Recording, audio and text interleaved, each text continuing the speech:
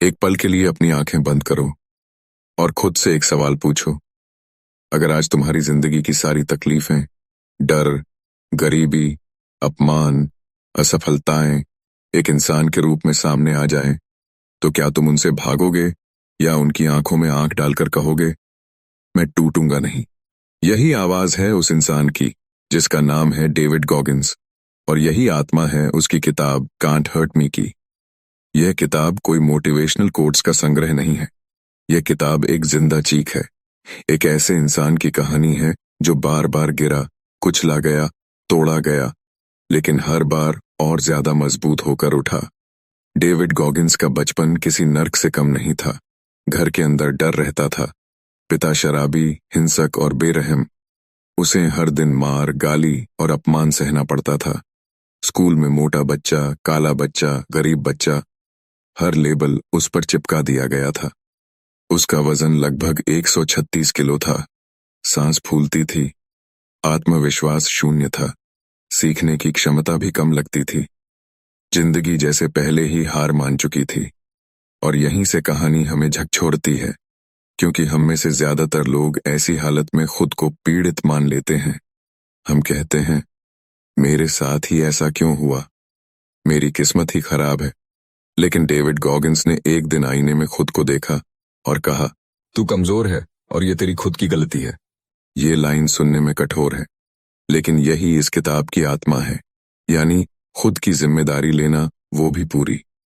वो कहता है, जब तक तुम अपनी जिंदगी की जिम्मेदारी खुद नहीं लोगे, कोई भगवान, गुरु, सरकार, दोस्त तुम्हें नहीं बचा सकता।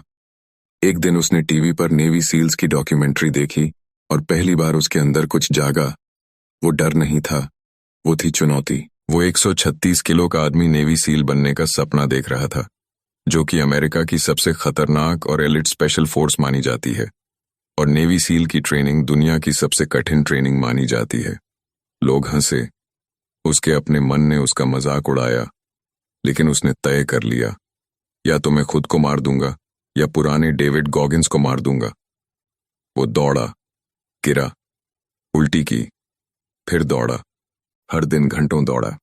यहाँ किताब हमें एक गहरी मनोवैज्ञानिक बात सिखाती है। हम अपनी क्षमता का सिर्फ 40% इस्तेमाल करते हैं। जब हमें लगता है कि हम टूट गए हैं, असल में हमने अभी 60% छुआ ही नहीं। इसे गॉगिंस 40% रूल कहता है। जब शरीर चिल्लाता है, बस हो गया, तब असल खेल शुरू होता है। उसकी ट्रेनिंग के दौरान उसके पैर टूट गए, हड्डियां फ्रैक्चर हो गईं, किडनी फेल होने के कगार पर थी, लेकिन उसने रुकना नहीं सीखा। यहां बहुत लोग कहेंगे, ये तो पागलपन है, लेकिन गॉगिंस कहता है, मैं दर्द से भागना नहीं सीख रहा था, मैं दर्द के साथ रहना सीख रहा था। भारत में भी यही सच है। हम परीक्षा में फेल होते हैं तो छोड़ देते हैं, पैसे नहीं होते तो सपने छोड़ देते हैं, लोग हंसते हैं तो खुद को छोटा मान लेते हैं।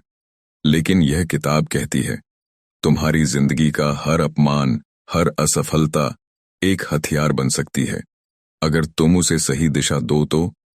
गॉगिंस एक चीज को बहुत जोर देकर कहता है, अकाउंटेबिलिटी मिरर, यानी आईने के सामने खड़े होकर खुद से सच बोलो, बिना बहाने, बिना झूठ, खुद से बोलो, मैं आलसी हूं, मैं डरता हूं, मैं मेहनत से भागता हूं।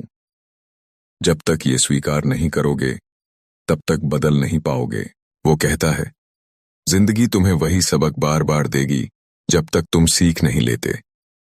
उसने नेवी सील की ट्रेनिंग 3 बार की, 2 बार फेल हुआ, पर तीसरी बार पास होकर उसने सबकी नींदें उड़ा दी। सोचो, 2 बार नर्क से गुजरे और फिर बोले, एक बार और। यही किताब आध्यात्मिक हो जाती है। यह कर्मयोग की किताब है, बिना नाम लिए गीता का सार है। कर्म करो, फल की चिंता छोड़ो, दर्द आए तो उसे गुरु बना लो, गॉगिंस कहता है।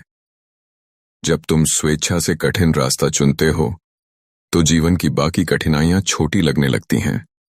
वो अल्ट्रा मैराथन दौड़ा, 100 मील यानी 160 किलोमीटर, वो भी बिना तैयारी के। पैरों से खून बह रहा था, लेकिन उसने दौड़ पूरी की। क्यों?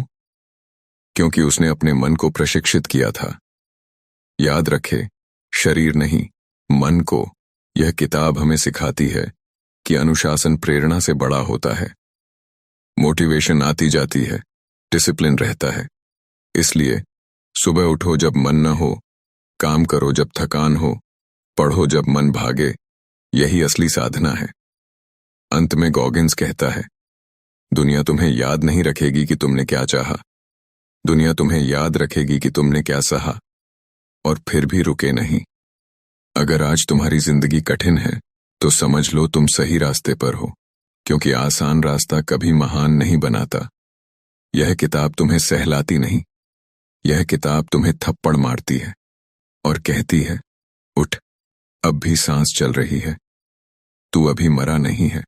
आज इसी पल अपने अंदर उस आवाज को जगा दो जो कहती है, मैं भागूंगा नहीं।